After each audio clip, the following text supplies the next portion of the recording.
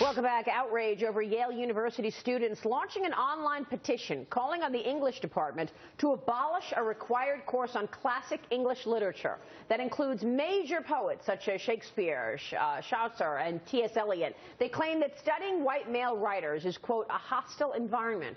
The petition has received about 160 signatures so far of last week, according to the Yale Daily News. Joining us right now is campusreform.org contributor Cabot Phillips. Cabot, good to see you.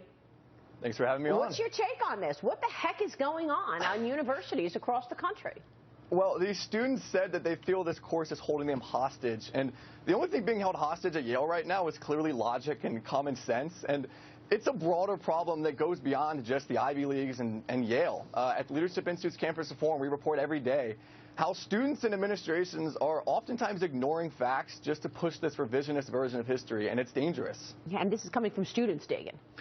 I said last week that if you pay more than $250,000 to go to Yale, you're basically they're creating ignorant, uneducated bigots, because that's essentially what's happening. Cabot, but why aren't more? Is every student at every university preaching intolerance in the name of tolerance? It's stupefying to think that everybody is on board with this left-wing think.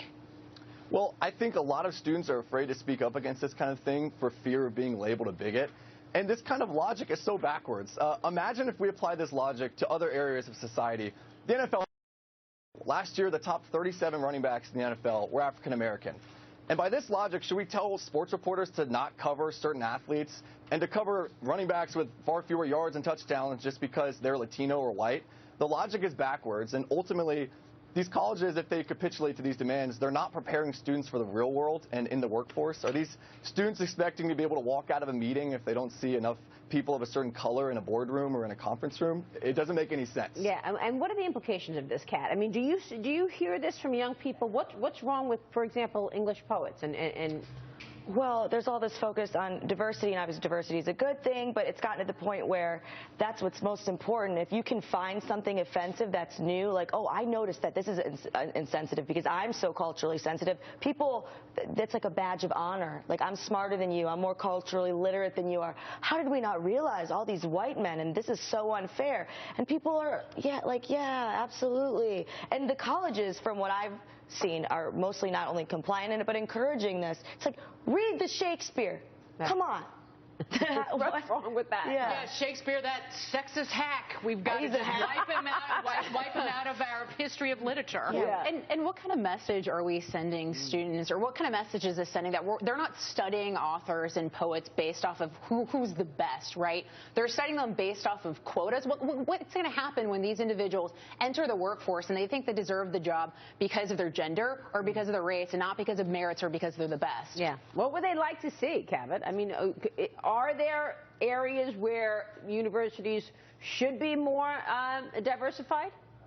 Well, these students at Yale, they're calling for a greater study of people of different genders and different backgrounds and races. But the ironic thing is, Yale's most popular course last year in the English department was entitled Gender and Race in Literature. So the school is already doing its part to offer the chance to study authors of different backgrounds. And another ironic point here is guys like Chaucer and Shakespeare, they were oftentimes the most countercultural members of their society. So they were doing so much to push the status quo. And I think these students are misplacing their outrage.